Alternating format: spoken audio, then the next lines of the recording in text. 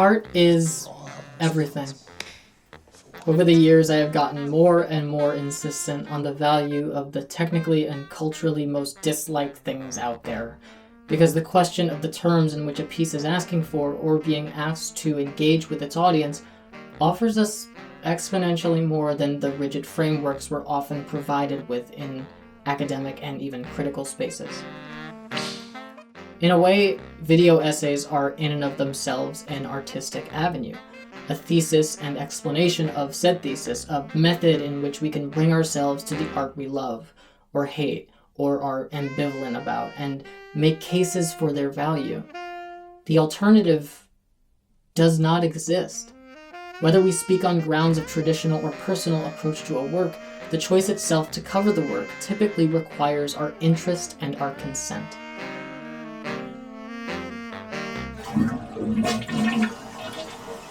It's just been coffee and cigarettes literally all day. I gotta do this in, like, I don't want to say chunks. I'm wearing shorts, okay, and I'm wearing tights. These are not I'm not sitting bare ass on the toilet right now for a video. That would be, come on. Alright, so that's the screenplay. What do you guys think? Notes? Loved it. I loved it. Yeah, it was tight. Solid. Drama was, real, very understated, beautifully written, man. I watched a sketch by Dom Farah years back called Realism in Film, which joked about how films that don't include scenes in which a character is... Yeah, my one note is actually, when did they shit? Well, I mean, it's a very grounded story. This is very much our world, but we don't see anybody shit. And for years after this video came out, I always paraded the joke around with friends. If a movie with a bathroom scene in general came on, I would say, oh, that's a pretty good movie. And if a character pissed, I would say, okay, this is genuinely great. And if a shit was taken, how is this not in the Criterion Collection? It's a good bit, it's a fun bit, no notes, and I still joke about it.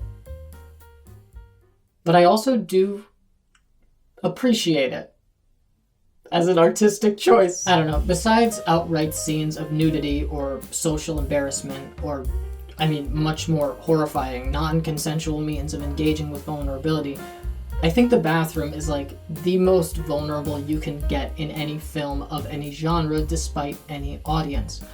There has not been one work I have ever seen, ever, in which a character stands up to social pressure, or casually presents their clothesless bodies, or just has a full-on, beautifully acted emotional breakdown that comes close to being as universally disarming as this,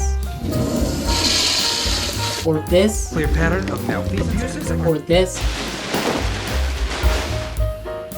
or okay, Better Call Saul is clearly the greatest fucking piece of art ever made. Bathrooms are culturally a space of quiet rumination.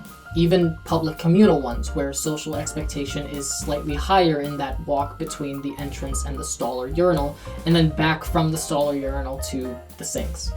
Introspection is a key thematic element to the common bathroom scene.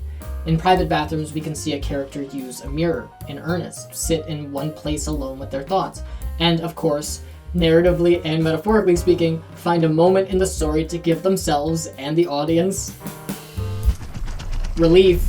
In all seriousness, locations in terms of film serve a variety of functions to narrative and to theme.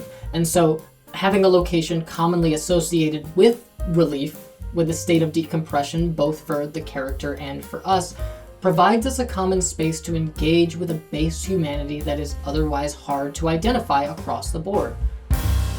Wes Craven came close with A Nightmare on Elm Street, but not everybody dreams. Everybody's got a shit. Yeah, I get it. Shit.